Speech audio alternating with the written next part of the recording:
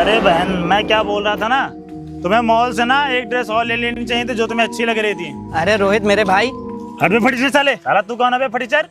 भैया ये कौन है और आपका नाम कैसे जानता है और गले क्यों लग रहा है ये? अरे रोहित भाई, तुम मुझे नहीं पहचाने? मैं रुद्र। कौन रुद्र बे? मैं किसी रुद्र को नहीं जानता, समझा? अरे रोहित भाई, इतनी भी याददाश्त तुम्हारी कमज़ोर नहीं हो जानी चाहिए। याद करो, हम लोग एक ही स्कूल में एक ही साथ बैठ के पढ़ते थे और तुम आज मुझे भूल गए। अबे साथ में पढ़े तो क्या हो गया, मैं किसी रुद्र को नहीं जानता। और वैसे भी मैं ऐसे लोगों से संबंध नहीं बनाता जिसके औकात दो कौड़ी की हो। भैया मुझे तो समझ नहीं आ रहा है, ऐसा गरीब सा आदमी आपका क्लासमेट था? छी भैया छी, इसका तो कोई स्टैंडर्ड ही नहीं है। ऐसे लग रहा है पता नहीं कितनी गंदी फैमिली से बिलोंग करता है। कपड़े तो देखो इसके, अजीबोगरीब गंदे से मैले से पहन रखे, ऐसा कितने से नहाया नहीं है। और ऐसा आदमी मेरे भैया जो इतने बड़े बिजनेसमैन है उनके गले लग रहा है। अबे तू पागल है क्या? तेरी औकात तो कुछ है नहीं। आया भैया को जानता है तो आया होगा गले पड़ने कि भैया से कुछ पैसे मिल जाएंगे या भैया को इनको जॉब अब दे देंगे।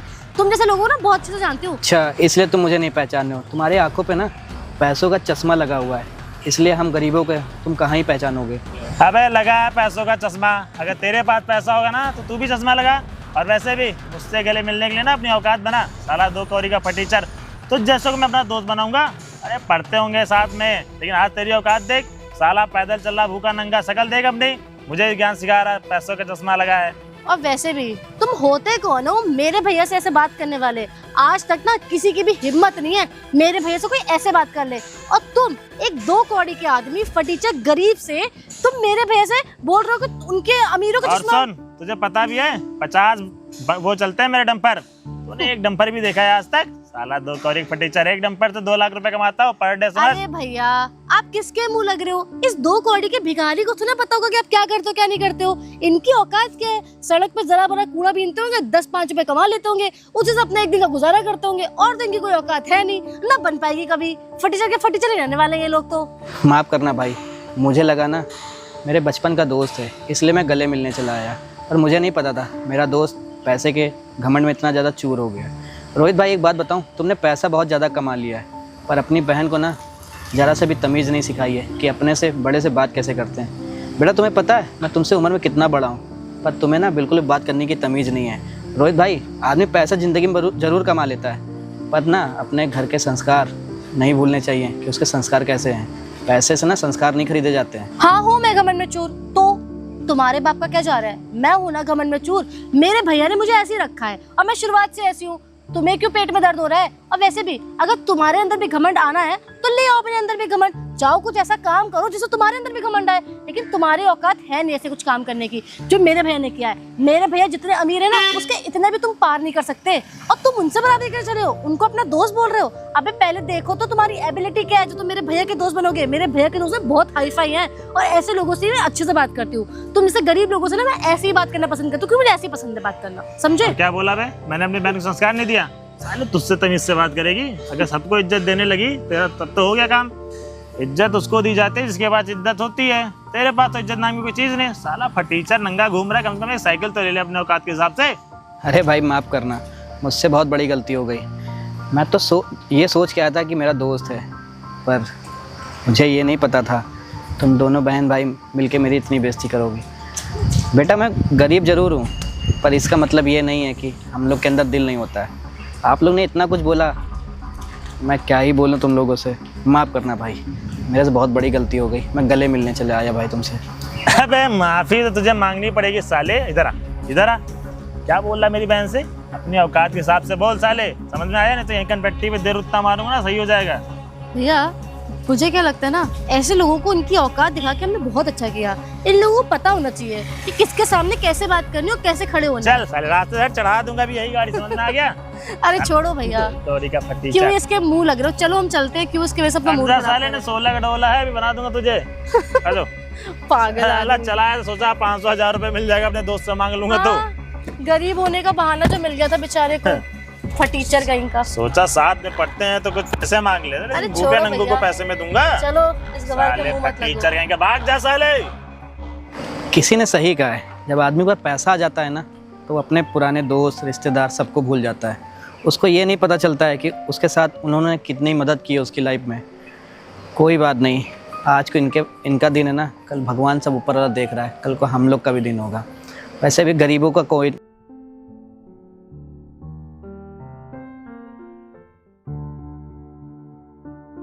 भैया अरे बहन आ गई तू, क्या हुआ, बड़ी परेशान लग रही है। मुझे ना आपसे कुछ पैसे चाहिए। पैसे चाहिए? किस लिए? वो क्या है ना, मेरे सारे के सारे दोस्त ना ट्रिप पे जा रहे हैं बाहर, बाली। मुझे भी जाना है उनके साथ। ट्रिप पे? लेकिन कल तो तेरा इंटरव्यू है ना, उसका क्या? अरे भैया इंटरव्यू मैं बाद में दे दूंगी, पहले मेरे को ट्रिप पे जाना है। मैं वैसे भी घर में बैठे बैठे बहुत बोर हो गई हूँ, मुझे कहीं घूमने का मन है। अरे बहन देख, अब तो इतनी बड़ी हो गई है, अब तेरी उम्र घूमने फिरने की नहीं है, कुछ करने की है। अब तेरा इतना अच्छा इंटरव्यू है, तुझे इंटरव्यू देना चाहिए, तो घूमने को जा रही है। भैया आप सही कह रहे हो, मेरा इंटरव्यू है अच्छा, लेकिन मैं आपसे प्रॉमिस करती हूँ जब मैं ट्रिप से वापस आऊंगी ना, तो मैं हर जगह इंटरव्यूज के लिए अप्लाई करूंगी और मैं सब जगह जाऊंगी इंटरव्यूज देने, मुझे उससे अच्छी जॉब मिल जाएगी। देख बहन, ऐसी चीजें ना बार बार नहीं मिलती हैं। वो जॉब इतनी अच्छी जानती, सैलरी 1.5 लाख रुपए, अगर ये हाथ से तेरी जॉब निकल गई तो क्या होगा? भैया आप ना हमेशा ऐसे ही मच करते हो, जब भी मुझे पैसों की जरूरत होती है ना, आप मुझे ऐसे ही सुना देते हो, कभी कोई बहाना देते हो, कभी कोई बहाना देते हो। मैं आपसे कह रही हूँ ना कि प्लीज दे दो, मेरे को ट्रिप पे जाना है, मैं बहुत बोर हो गई हूँ, मुझे फ्रेश एयर चाहिए भाई, मेरे को दोस्तों के साथ जाके घूमना है। चल ठीक है, तू मेरी बात वैसे भी नहीं मानेगी, लेकिन एक चीज, हाँ, वहां से आने के बाद सीधे इंटरव्यू दे, ठीक है? पक्का भैया। कितने पैसे चाहिए? सारे दे दो। पैसे देखने के बाद सारे तो दूंगा मैं। अच्छा दे दो, कम से कम 20,000 तो दे दो। अच्छा 20,000, चल ठीक है, लेकिन वहां जाने के बाद कोई गलत चीजें मत करना, ठीक है? 15, 16, 17, 18, 19, 20, 21, ये 21,000 रुपए है। भैया 4 और बढ़ा दो। नहीं नहीं ठीक है, मुझे और भी काम करने हैं। बढ़ा दो ना और ये भैया देखो, प्लीज। शर्मा जी के वहाँ से कार्ड आया है, 25 तारीख को जाना, 25 तारीख से पहले आ जाना। अरे भैया प्लीज दे दो ना थोड़े और, अब वहाँ पे जाऊंगी, कुछ शॉपिंग करने का मन होगा तो कुछ ले भी तो लूंगी ना, और आपके लिए भी कुछ ना कुछ लेके आऊंगी मैं। बढ़िया। हाँ, तेल पानी लगाना तो कोई बहन से ही सीखे, ये ठीक है भैया, आपने बहुत अच्छे हो। ठीक है, अब आराम से जा, ठीक है? कोई भी दिक्कत तो कॉल कर लेना। ठीक है भैया, मैं जाती हूँ, जल्दी से पैकिंग कर लेती हूँ। ठीक है ठीक है। ओके। अब इस पागल लड़की को कौन समझाए, अभी उम्र इसी घूमने फिरने की, कल को इसकी शादी हो जाएगी, घूमती फिरती रहे अपने पति के साथ। इतनी अच्छी जॉब मिली है, 1.5 लाख रुपए सैलरी है, बार बार ये मौका थोड़ी ना आता है। चलो कोई नहीं।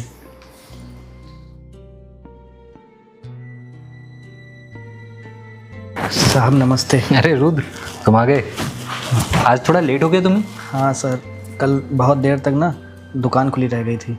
अच्छा अच्छा, वैसे धन्यवाद तुम्हारा कि तुमने मेरा पूरा काम कर दिया।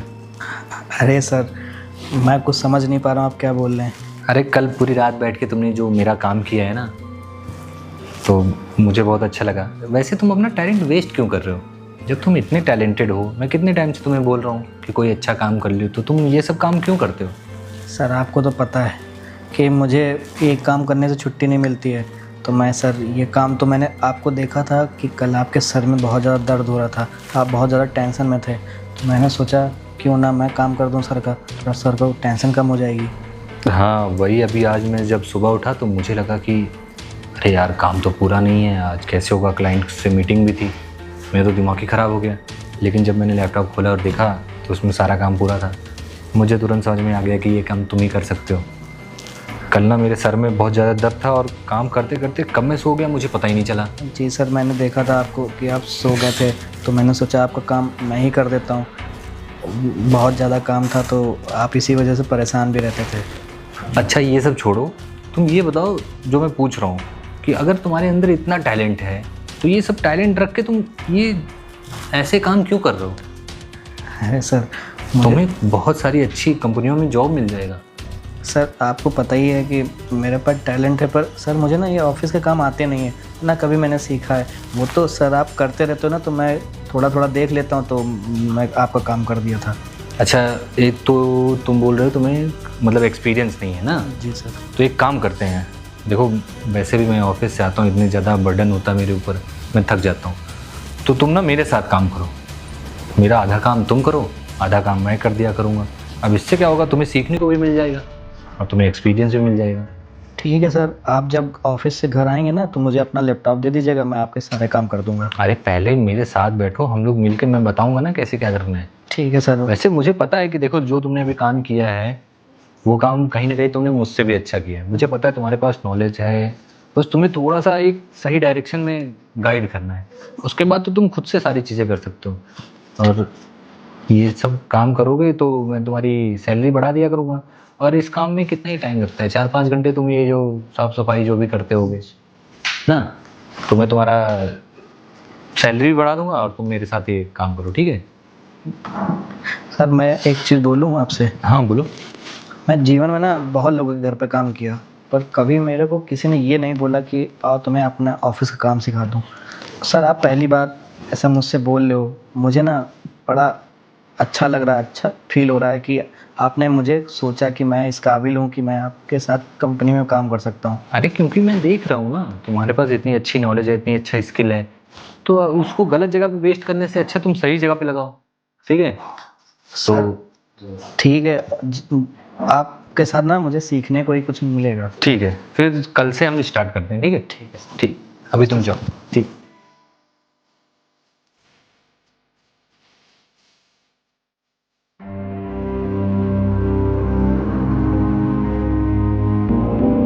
भैया ये मैं क्या सुन रही हूँ, आपने मेरी शादी तय कर दी है? अरे हाँ बहन, तो इसमें गुस्सा होने वाली कौन सी बात है?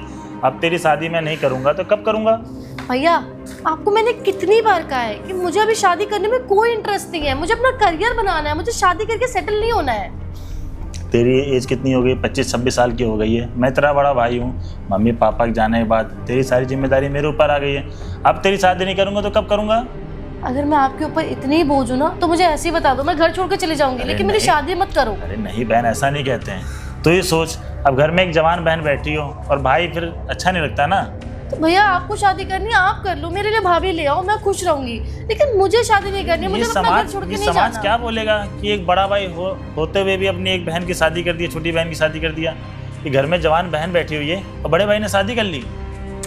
अरे भैया मुझे समाज से क्या लेना देना, और आपको भी नहीं होना चाहिए, आपको मुझसे लेना देना होना चाहिए, मेरी खुशी से मतलब होना चाहिए। अरे मैं नहीं चाहती अभी शादी करना, मुझे नहीं होना सेटल, मुझे अपनी लाइफ में करियर बनाना है, मुझे कुछ अच्छा करना है, बाहर घूमना है, मस्ती करना है। शादी करके ना किसी घर में चौका बर्तन नहीं करना। देख बहन, जिससे मैं तेरी शादी तय किया हूँ ना, वो तुझे बिल्कुल खुली आजादी देगा। तू शादी के बाद आराम से अपने शौक कर सकती है। भैया एक बार शादी हो जाएगी ना तो मेरी जिंदगी तबाह हो जाएगी ना। तो तू क्या चाहती है? तू क्या चाहती है? मैं तुझे अब जिंदगी भर अपने घर में बैठा लूं? आ गई ना बात मुंह पे आपके? आपके लिए मैं ना बोझी हूँ, आपने आज प्रूफ कर दिया कि मैं आपकी बहन नहीं हूँ, आपके लिए ऐसी बात बोझ सुन हूँ। मेरी बात, अगर तू अपने मनपसंद किसी लड़के से शादी करना चाहती है तो बता दे, है कोई तेरे इसमें? आप करा दोगे?